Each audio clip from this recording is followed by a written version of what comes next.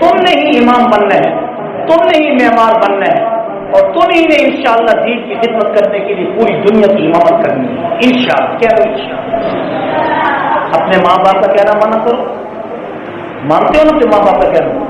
اپنے ماں باپ کے کہنے کے مطابق چلا کرو، ان کا دل نہ دکھایا کرو، ان کے سامنے آنکھ اٹھا کے نہ دیکھا کرو، ان کے سامنے کوئی ایسی آواز نہ کسا کرو، ان کے ساتھ چلتے ہوئے ان کے آگے بھی مت پڑا کرو، ادھر دیکھو میری طرف توجہ رکھو بیٹے، میں آپ کو بار بار متوجہ کر رہا ہوں، آپ ادھر دیکھ رہے ہیں، ادھر دیکھو میری طرف، میں آپ کو سبق دے رہا ہوں، آپ کو کیا سبق دیتے ہیں؟ سبق یہ دے رہا ہوں میرے بچوں، اگر آج آپ سیکھ کے جاؤ گے تو ساری زندگی سکھاؤ گے، آج اگر سیکھ کے جاؤ گے تو ساری زندگی سکھاؤ گے، اگر نہ سیکھے تو دنیا سکھاتی رہے گی اور ذلیل کرتی رہے گی، اس سے بہتر ہے کہ آج سیکھ کے جاؤ۔ ماں باپ کے سامنے نافرمانی نہیں کرنی، زور سے نہیں بولنا، اپنی ماں کو تنگ نہیں کرنا، گھر کے اندر جو چیز کھانے کے لیے پکی ہوئی ہو تو چپ کر کے کھا لیا کرو، اگر اچھی نہ لگے تو چھوڑ دیا کرو، گالی نہ دیا کرو، آپس میں لڑا نہ کرو، بچوں آپس میں پیار بانٹو، محبت بانٹو، ادب سیکھو، بڑوں کا ادب سیکھو، اپنے ماں باپ کی خدمت سیکھو۔ جن بچوں نے اپنے ماں باپ کی خدمت ادب کیے ہے اللہ نے ان کو دنیا کا امام بنایا اور دنیا نے ان سے سبق سیکھا ہے۔ اب آپ یہ آج کا یہ سبق آپ کو دے کے جا رہا ہوں، 5 وقت کی نماز کے لیے مسجد میں آؤ گے نہیں آؤ گے؟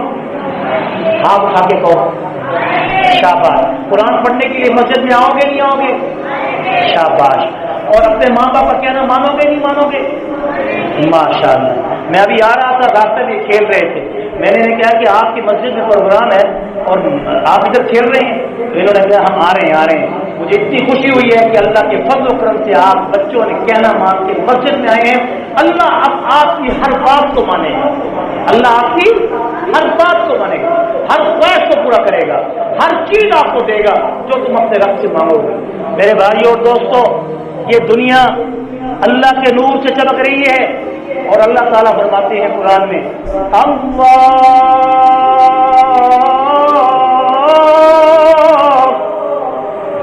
اللہ نور السماوات والأرض مثل نوره كمشكاة فيها مصباح المصباح في زجاجة الزجاجة كأنها كوكب دري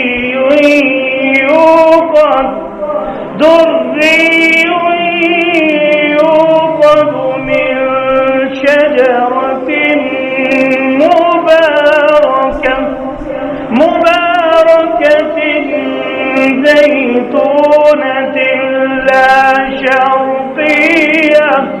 لا شرقية ولا غربية يكاد زيتها يضيء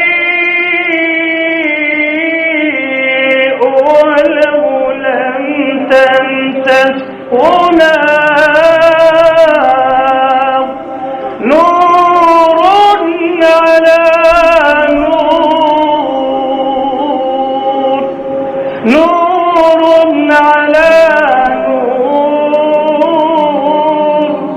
يهدي الله لنوره من يشاء ويضرب الله الأمثال للناس والله بكل شيء عليم۔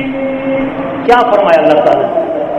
مختصر خلاصہ بیان کرتا ہوں تاکہ سمجھ میں آئے کہ جو ابھی بتا رہا تھا کہ اللہ نے دنیا کو اپنے نور سے قائم کیا ہے، اور اس نور میں سب سے بڑا نور کس کا ہے؟